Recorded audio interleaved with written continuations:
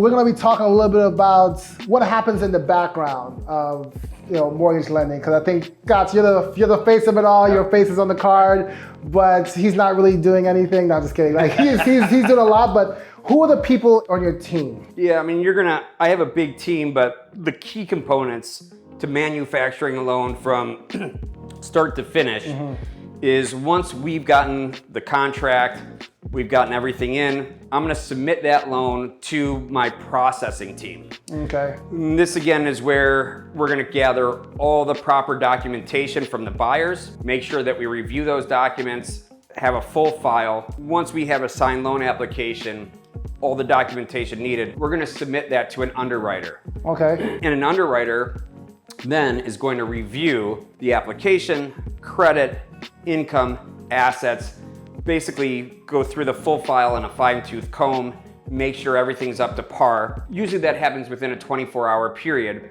and we'll get an approval right away.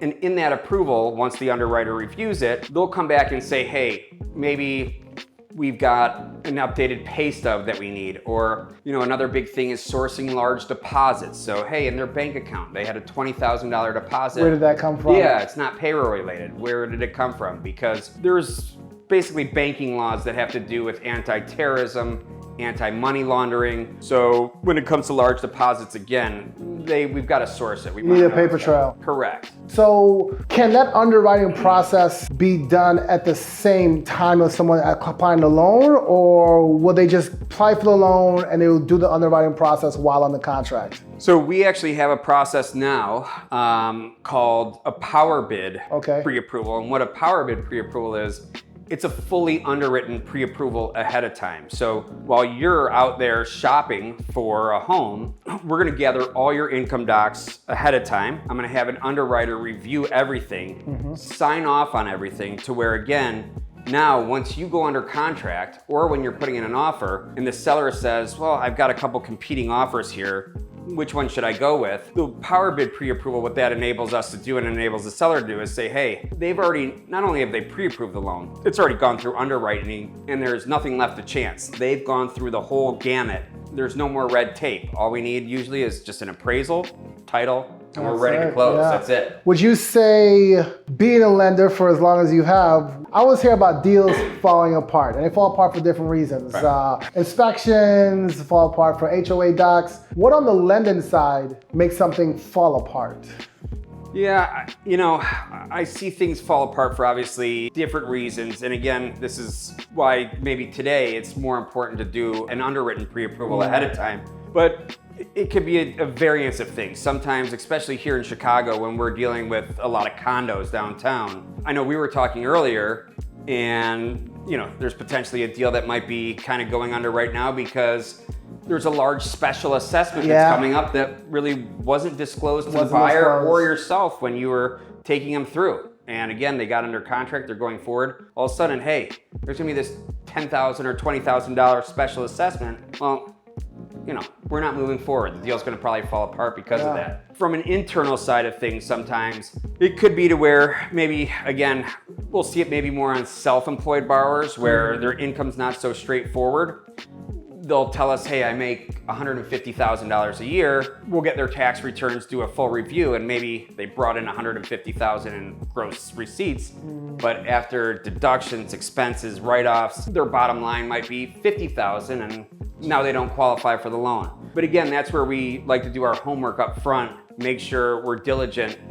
So when we do go under contract, we try and have it so these deals don't fall apart during the process. Do you do that process with everyone, or is it something that you suggest, or how does that work? The underwriting process and the pre-approval process has become very automated these days. So when you have somebody who's a salaried employee, more than likely now their employer is aligned with what's called the work number, where we can get their income, their work history all automated through this online basically software.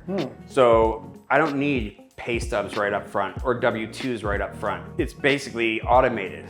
We'll still grab it, but But more aligned again, when it comes to, a lot of times when it comes to maybe somebody who's self-employed, for sure, I'm asking for 2 years tax returns up front, making sure I have it reviewed, usually through 2 layers. I'm gonna have my sales assistant she is a tax guru. She's gonna review it. And then again, I'm gonna go to an underwriter as well, have them review it so we know we're ironclad when we're moving forward. So at the end of the day, it seems like making sure your documentation is order is like number one.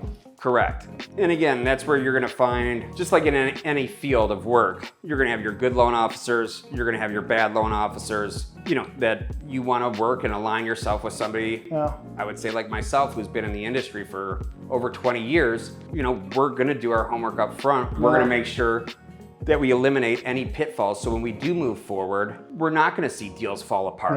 That's super important. Yeah, no, I totally get it, man. Like I think one of my biggest things that I try to tell clients is there's a lot of things that are going on in the background that you may not be privy of, and you think it doesn't matter who is going to get your loan for you, but it matters. We have a deal going on now, and the agent was at inspection this morning, and we're just going back and forth. She was like, oh yeah, once I saw guarantee rate and I saw Scott, I was like, oh, we didn't even think about it. We were able to get a lower purchase price because they knew this loan was gonna close. At the minimum, we're at closing. So we're not worried about that. She said, I didn't even give him a call because I knew who he was. And I was like, oh, good. And it's funny, my client heard that and was like, oh, this is why I tell you to use X, Y, and Z, because we have many referral partners and I know which one's good for each job. I know which one's gonna be good for each client. Every client's different. Say, hey, in this situation, Scott's the man. And you've proven it time and time again. Thanks, buddy. Appreciate it always. Let's do it.